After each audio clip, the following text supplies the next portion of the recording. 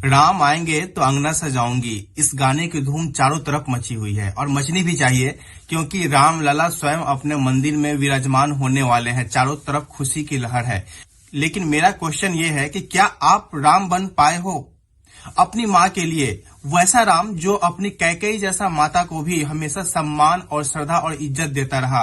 वो कैकेयी जो उनके अगले पहर होने वाले राज्याभिषेक से उनको वंचित कर दिया और इसके जगह पे उनको 14 साल का वन गमन का वचन मांग ली। फिर भी वो उस कैकेयी माता को अपनी माता, अपनी कौशल्या माता से ज्यादा इज्जत देते थे। पहले वो प्रणाम कैकेयी माता को करते थे, फिर वो कौशल्या माता को करते थे।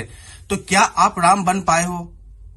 मेरा क्वेश्चन है कि क्या आप राम बन पाए हो अपने उस पिता के लिए, जो राम अपने पिता के वचनों के खातिर 14 वर्ष का वनवास गमन को स्वीकार कर लिया, जबकि अगले पहर उसको राज्याभिषेक होने वाला था।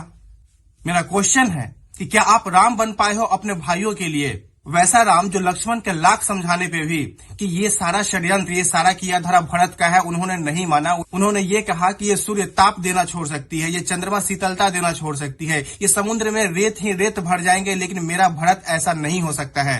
मेरा भरत मेरे बारे में ऐसा नहीं सोच सकता है। वो धर्मात्मा है, वो संत आत्मा है, वो पुण्य आत्मा है। और स्वयं लक्ष्मण भी जब रणभूमि में शरण सैया पे पड़े हुए थे तो राम के ये वचन थे कि ऐ मृत्यु, या तो तू इस लक्ष्मण को छोड़ दे या फिर मुझे भी अपने साथ स्वीकार कर ले। तो क्या आप राम बन पाए हैं अपने भाई के लिए? क्या आप मृत्यु को स्वीकार कर सकते हैं अपने भाइयों के लिए?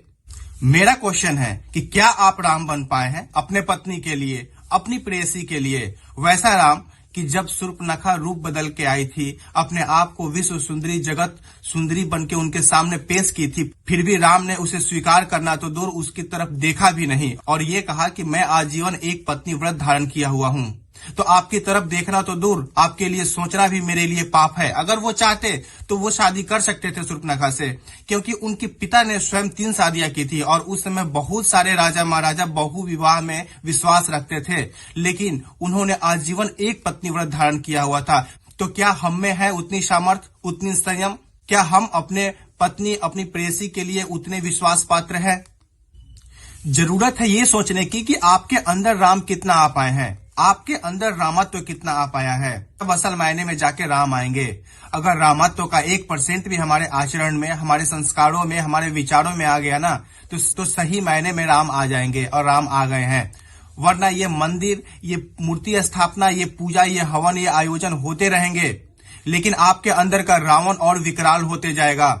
तो राम को मंदिर में लाना तो जरूरी था ही, उसको अपने विचारों में भी लाना उतना ही जरूरी था।